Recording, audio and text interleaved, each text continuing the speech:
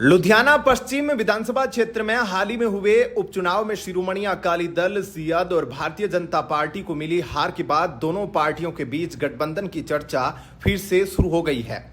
Party के वरिष्ठ नेता अब इस बात को मानने लगे हैं कि यदि दोनों पार्टियों का गठबंधन होता तो राजनीतिक परिदृश्य कुछ और होता। गठबंधन टूटने के बाद से दोनों पार्टियां राजनीतिक रूप से हाशिए पर चल रही है। लुधियाना उपचुनाव में भाजपा तीसरे और सियाद चौथे स्थान पर रहा। इससे यह स्पष्ट हो गया कि अकेले चुनाव लड़ने से दोनों दलों को नुकसान हो रहा है। शिरोमणि अकाली दल ने 3 कृषि कानूनों के विरोध में भाजपा का साथ गठबंधन तोड़ा था। इसके बाद से दोनों पार्टियों ने अलग अलग विधानसभा और लोकसभा चुनावों में भाग लिया। 1966 में पंजाब के पुनर्गठन के बाद सियाद ने राज्य में 8 बार सरकार बनाई है, लेकिन गठबंधन टूटने के बाद 2022 के विधानसभा चुनाव में पार्टी केवल 3 सीटें ही जीत पाई। वहीं 2024 में लोकसभा चुनाव में उसका एक ही सांसद चुना गया। भाजपा को विधानसभा में 2 सीटें मिली, लेकिन लोकसभा चुनाव में उसका सूपड़ा साफ हो गया। उधर पंजाब में 2022 से 25 तक 6 उपचुनाव हुए। इनमें से 4 सीटों पर सियाद ने चुनाव नहीं लड़ा। जालंधर पश्चिम और लुधियाना पश्चिम में सियाद ने अपने प्रत्याशी खड़े किए, लेकिन हार मिली। भाजपा के एक वरिष्ठ नेता ने कहा, 5 बार मुख्यमंत्री रहे प्रकाश सिंह बादल ने सियाद और भाजपा के गठबंधन को नाखून मांस का रिश्ता बताया था।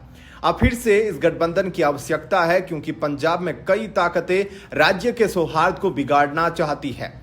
वहीं सियाद के एक वरिष्ठ नेता ने कहा, यह स्पष्ट है कि दोनों पार्टियां अकेले चुनाव लड़ेगी तो किसी का भला नहीं होगा।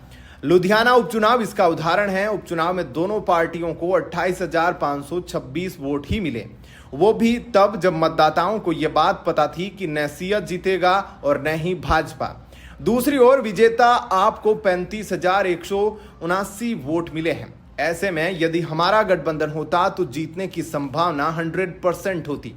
भाजपा के प्रदेश अध्यक्ष सुनील जाखड़ लगातार पंथक एकता के माध्यम से पार्टी हाईकमान को गठबंधन की महत्ता का संकेत देते रहे हैं।